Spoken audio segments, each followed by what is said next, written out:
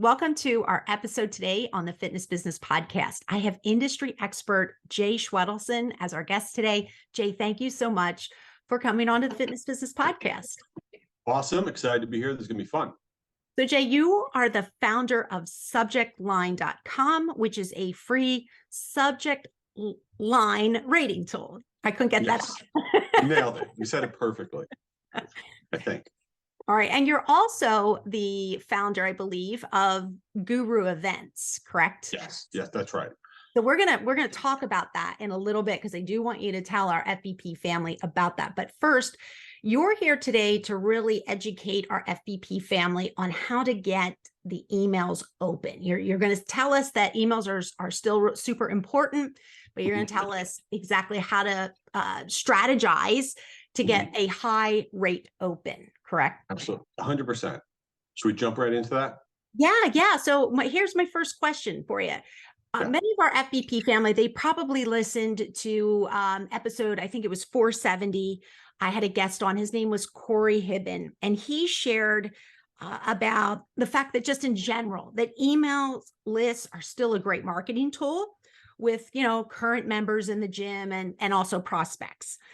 But the list, I'm going to assume, is useless if no one opens it. So in simple terms, Jay, what are the key components to having someone open our emails and then read them? Okay, that's an awesome question. I'm glad you're talking about opening up the email, because what most marketers do is they have it backwards. They spend 90% of their time on what's inside the email. Oh, the most beautiful images, the best copy, the greatest offer. And then they go to send out, they go, oh, we need a subject line. What should it be?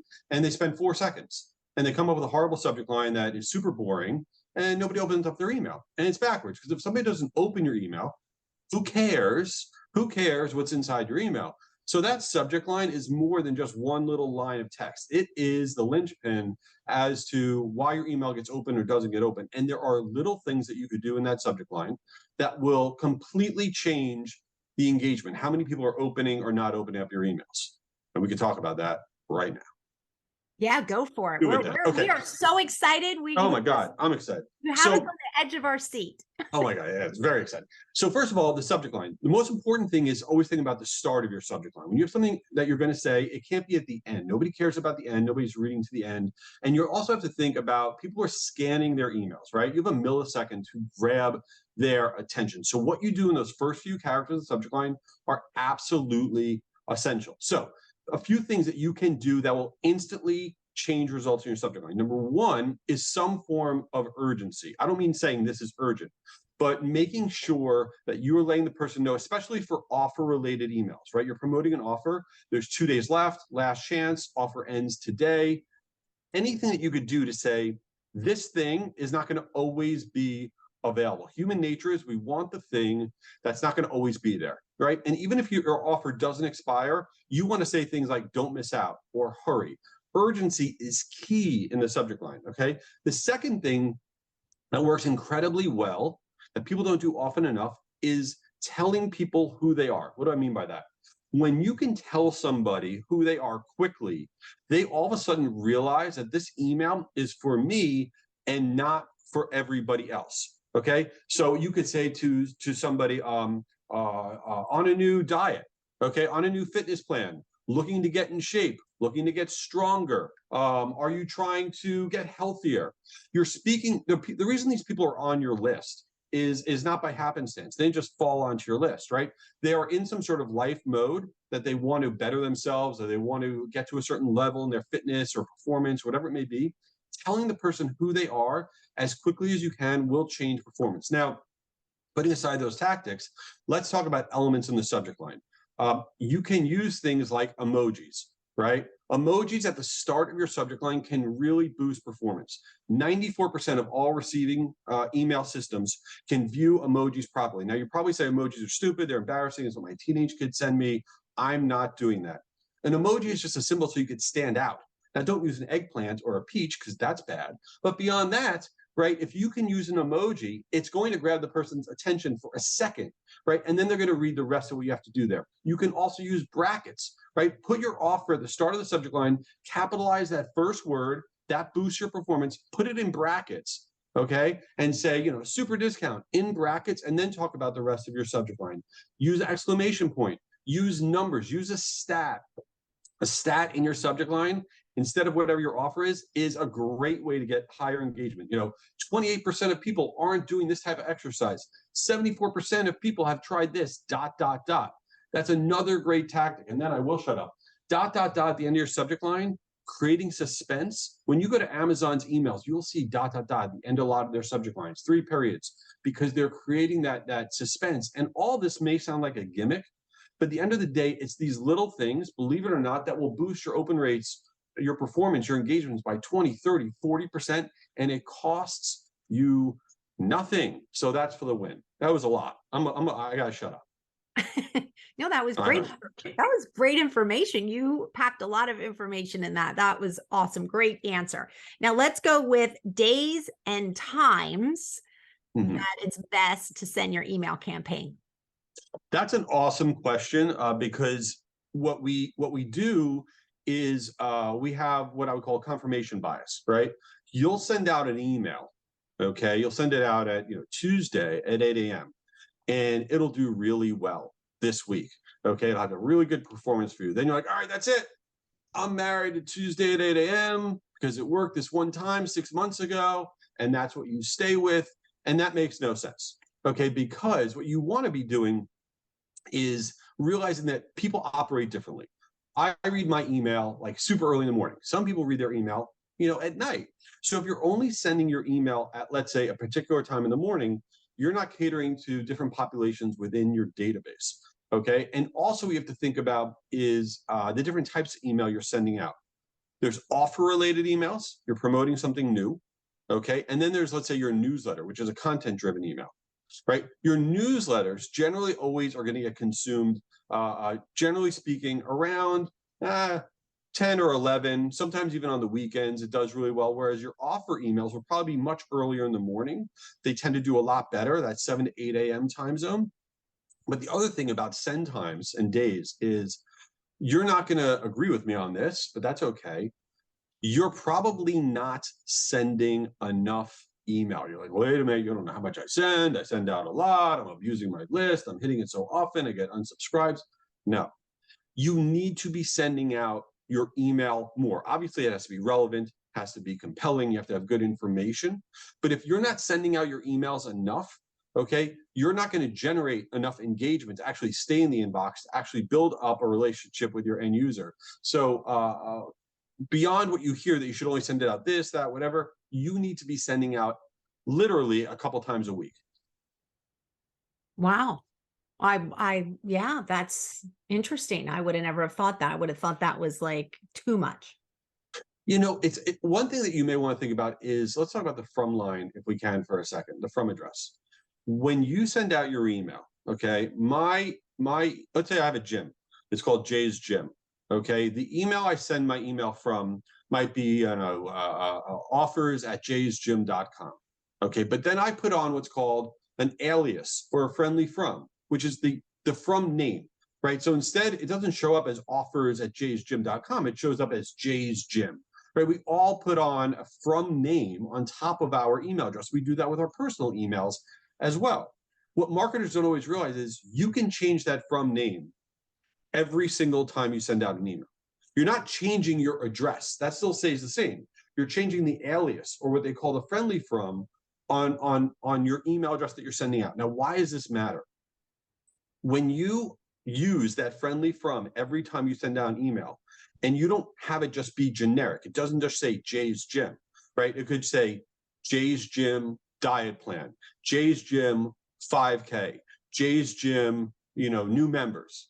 Okay, when you use that friendly from to have it be tied to what the content of your email is, okay, two things happen. One is you instantly are creating interest with the recipient, right? Like, oh, it's not just a generic email, it's about that.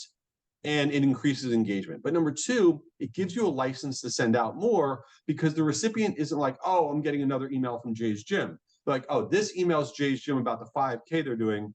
This email, Jay's Gym, is for new members. This one's about their, newsletter. And it gives you the ability to send out more have higher engagement overall. And there is not an email sending platform on planet Earth that you can't do this with every single time. When you go into your setup, just look for from name. It's not going to impact your deliverability. It's not going to have anything negative will happen, and it costs you nothing, and it takes 5 seconds. Okay, tell us one more time where we go in to make this change. Okay, so when you go to set up your email send, whatever platform you're on, it could be on HubSpot or MailChimp, or Constant Contact, or the Man in the Moon, it doesn't matter. Okay, you go in there, and when you're in there, you see your subject line that you want to put in, right? And then it shows you the from address that's coming from. The from address is the actual email address. You don't want to mess with that, right? Leave that, whatever you've been sending from.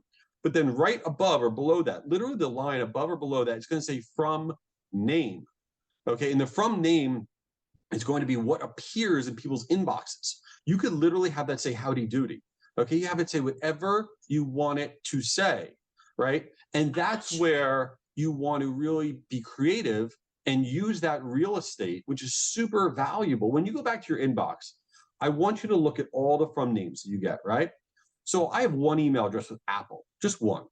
When I get emails from them, it might say, App Store, it might say Apple Music, right? It might say Apple TV.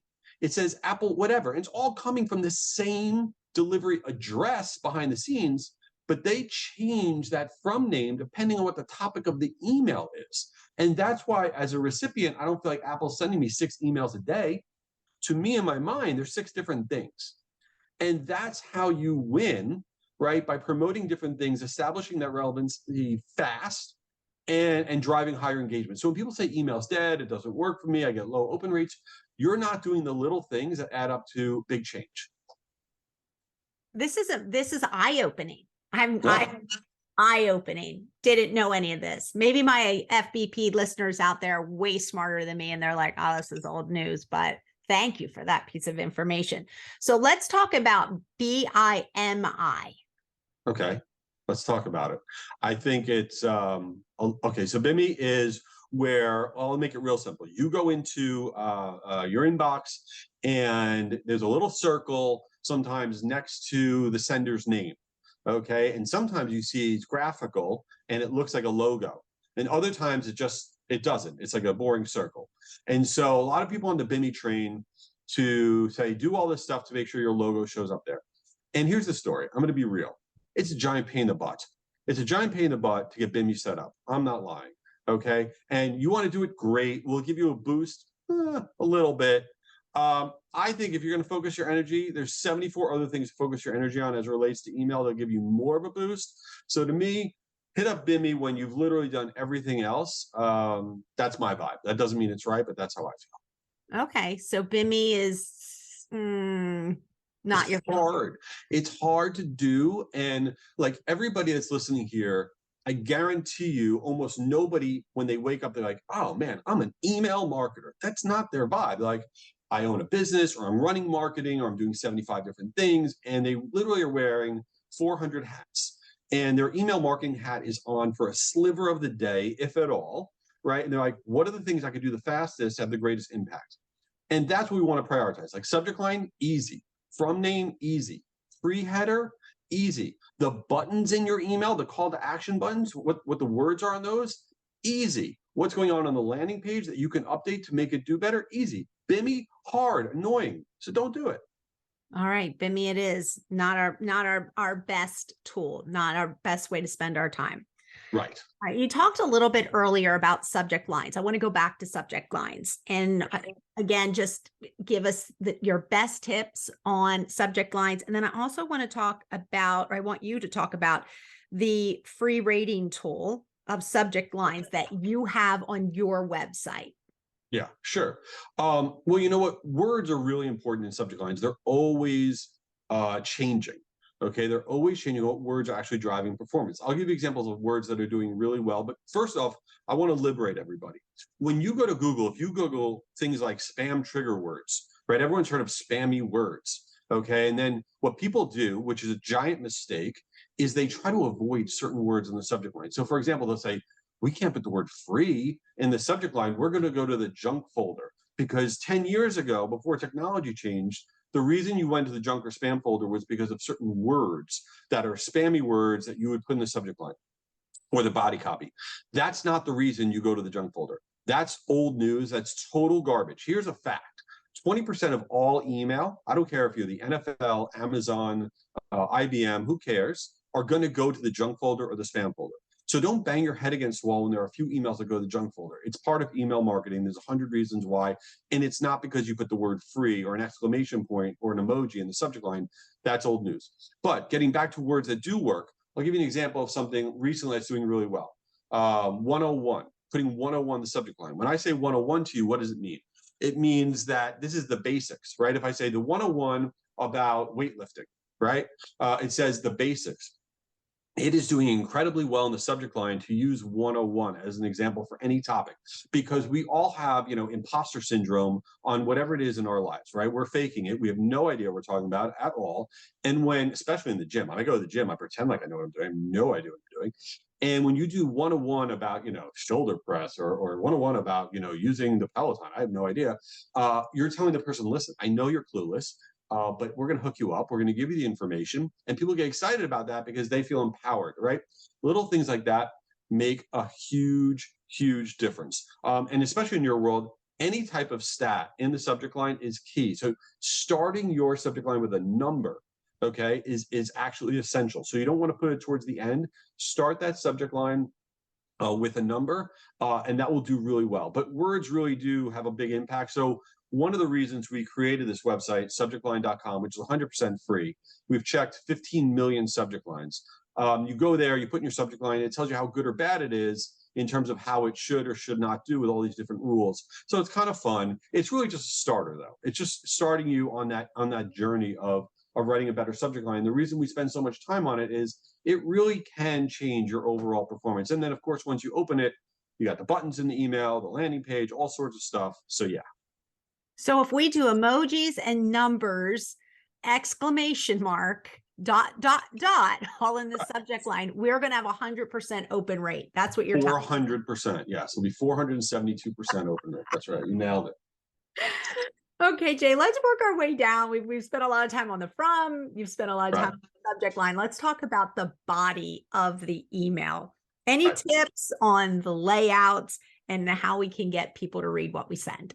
Yeah, good question. So first off, nobody cares. What I mean by that is nobody cares about anybody says, not even just an email, in life, literally nobody cares about what you're saying. Nobody cares about what I'm saying right now. And the reason I say this is because we're all very verbose. We think that whatever we're saying is relevant and that we need to get it all out, but you don't, okay? Email, it's like, you ever get a text from like a family member or a friend? It's a big block of text. You're like, whoa.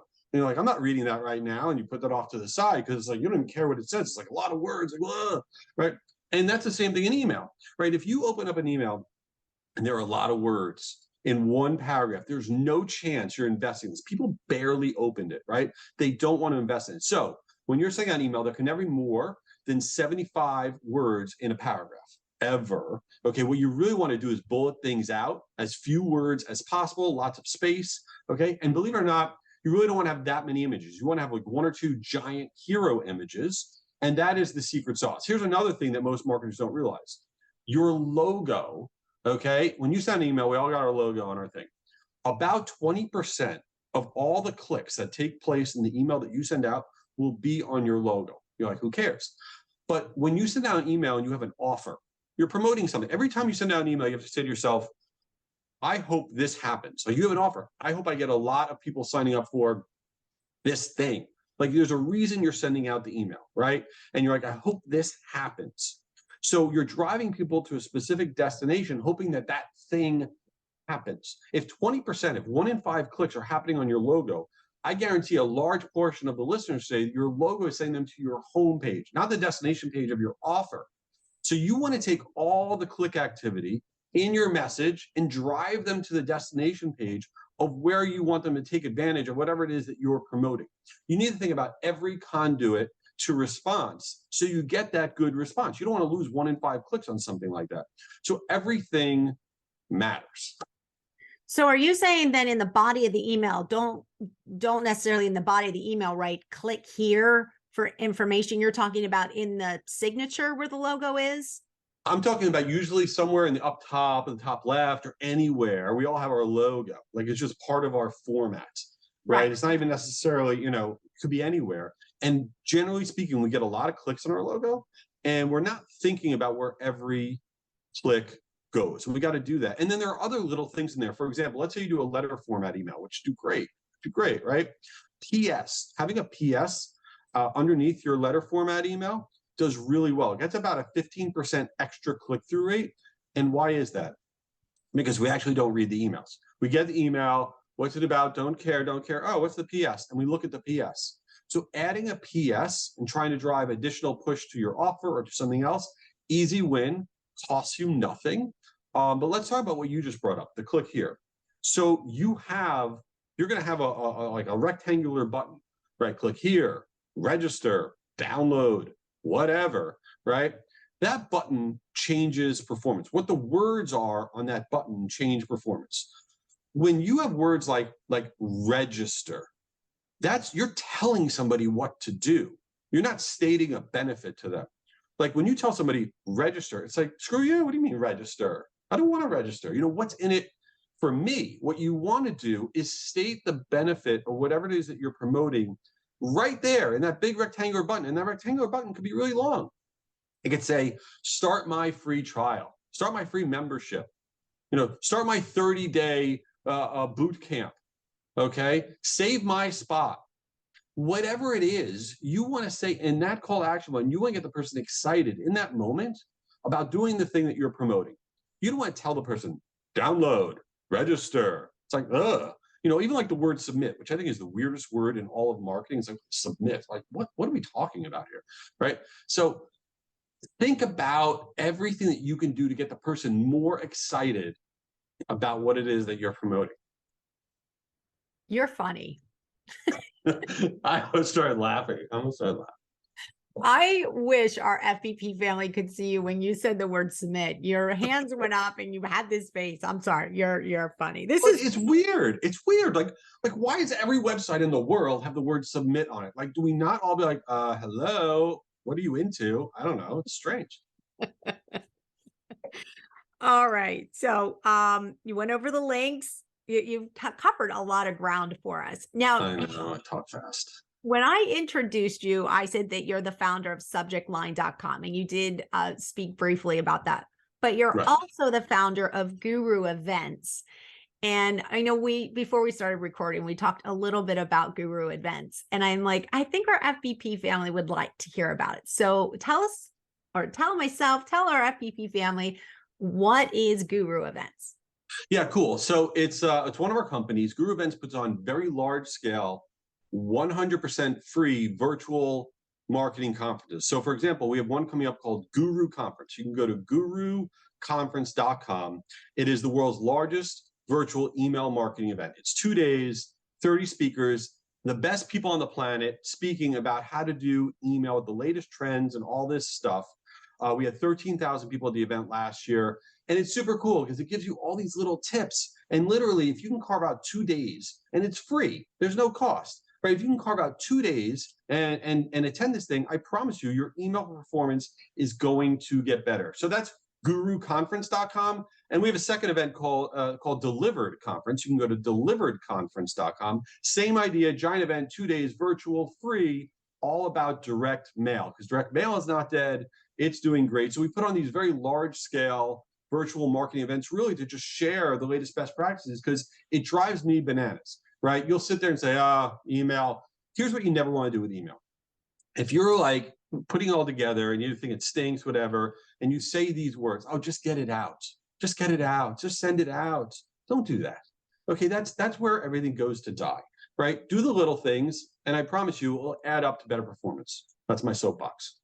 Oh, that's a good soapbox. Well, you know what, Jay, were so much fun, but lots of fun, lots of information.